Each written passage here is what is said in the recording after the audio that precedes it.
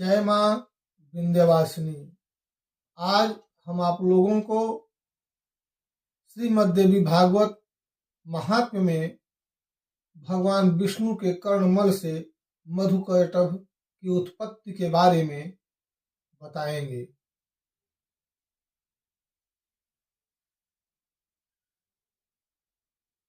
खड्गान् चक्रगदेषु चाप परिघान् शूलम्भसौण्डं शिरः शङ्खां सन्दधतिं करैः श्रीनयनां सर्वाङ्गभूषावृतां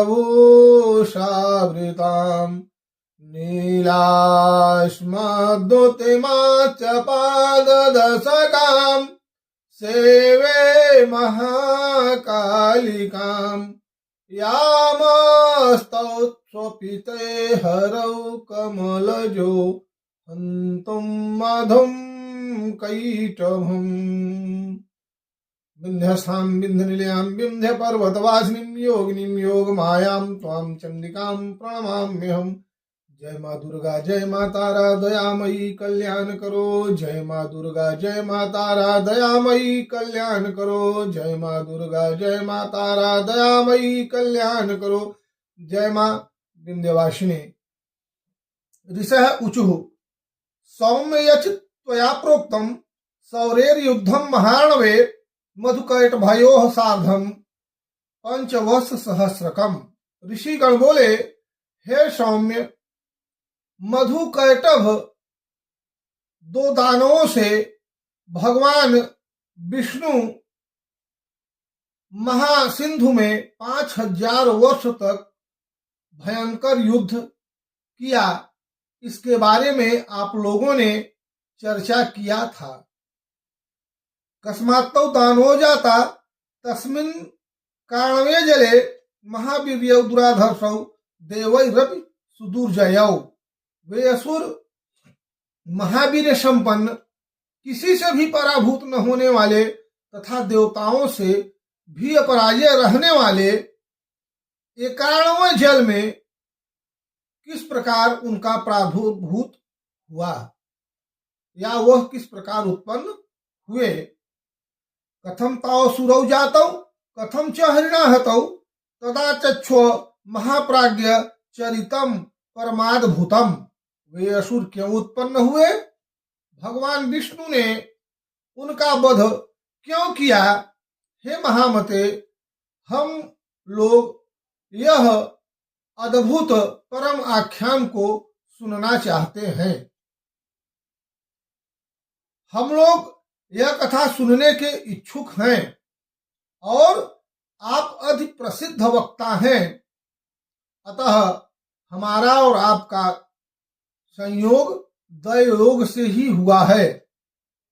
मूर्खेण सह संयोगो विषादपि सुदुर्जरः विज्ञेन सह संयोगः सुधा रस समः स्मृतः। मूर्खों के साथ स्थापित किया गया संपर्क विष से भी अधिक अनिष्टकारक होता है। इसके विपरीत विद्वानों के साथ स्थापित किया गया संपर्क पीयूष रस के समान अर्थात अमृत रस के समान होता है।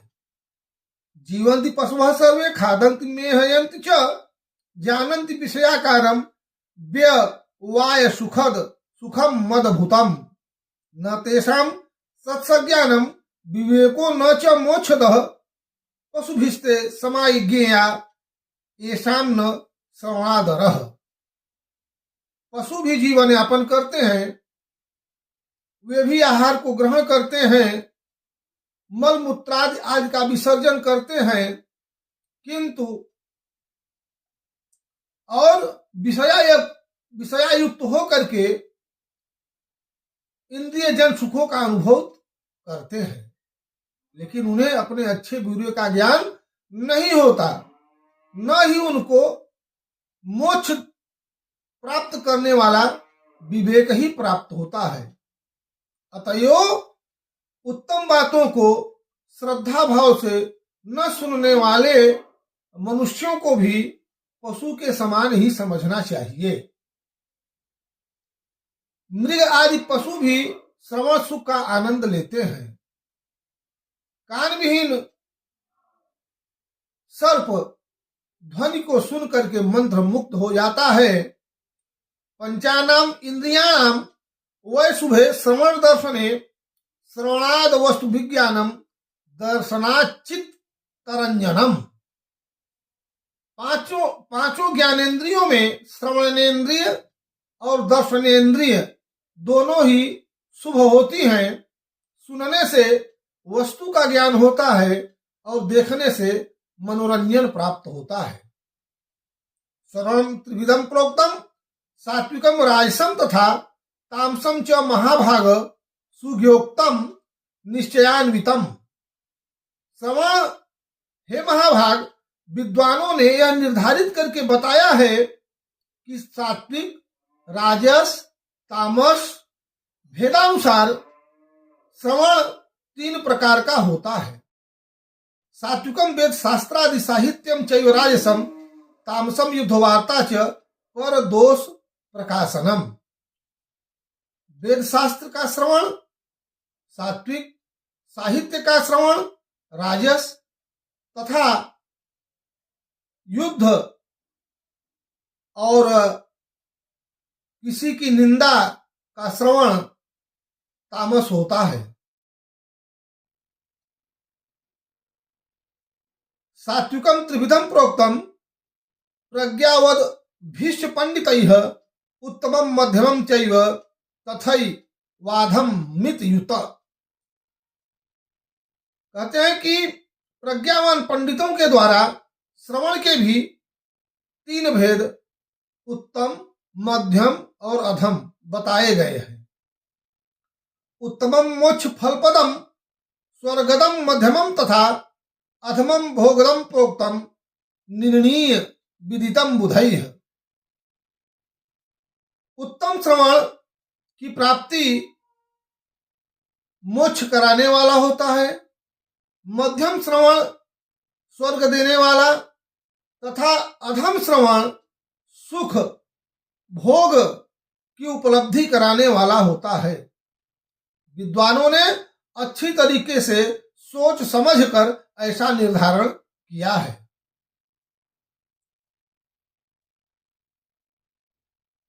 साहित्यम च त्रिविधम स्वकीयायाम चोत्तमम स्मृतम मध्यमम वार्योखायाम परोढ़ायाम तथा धमम।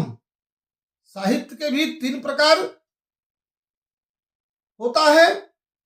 जिस साहित्य में स्वकीय नायिका का वर्णन हो वह उत्तम, जिस साहित्य में वेश्याओं का वर्णन हो वह मध्यम तथा जिस साहित्य में पर स्त्री का वर्णन हो वह अधम होता है। तामसम त्रिविधम ज्ञेयम विद्वद्भि शास्त्रादर्शभि आततायी नियुद्धम यत् तदुत्तमम मुदाहृतम। उसी प्रकार से शास्त्रों के परम निष्णात विद्वानों ने तामस श्रवण के भी 3 भेद बताए हैं। किसी पापाचारी के संहार से संबंधित युद्ध का श्रवण उत्तम, कौरव पांडवों की तरह द्वेष के कारण शत्रुता युद्ध का वर्णन मध्यम तथा अकारण विवाद एवं कलह से उत्पन्न श्रवण को सुनना अधम कहा गया है। तदन्न श्रवणम मुख्यम पुराणस्य महामते बुद्धि प्रवर्धनम पुण्यम ततः पाप प्रणाशनम। हे महामते, इन पुराणों में श्रवण की ही प्रधानता बताई गई है, क्योंकि इन पुराणों के श्रवण से बुद्धि का विकास होता है, पुण्य की वृद्धि होती है तथा समस्त पाप नष्ट हो जाते हैं। तदाख्या ही महाबुद्धे कथाम पौराणिकीम शुभाम श्रुताम द्वैपायन नात्पूर्वम सर्वार्थस्य प्रसादिनीम। अतएव हे महामते, पूर्व काल में द्वैपायन महर्षि व्यास से सुनी हुई समस्त कामनाओं को पूर्ण करने वाली परम पवित्र पौराणिक कथा को बताइए। श्रुतौवाच यूयं धान्या महाभाग धन्योहम पृथ्वी तले येषां श्रवण बुद्धिश्च ममापि कथने किल। सूत जी बोले, हे महाभाग, इस पृथ्वी लोक में आप लोग धन्य हैं और मैं भी धन्य हूं, क्योंकि आप लोगों को कथा श्रवण के प्रति और मुझे कथा वाचन के प्रति विवेक जागृत हुआ है।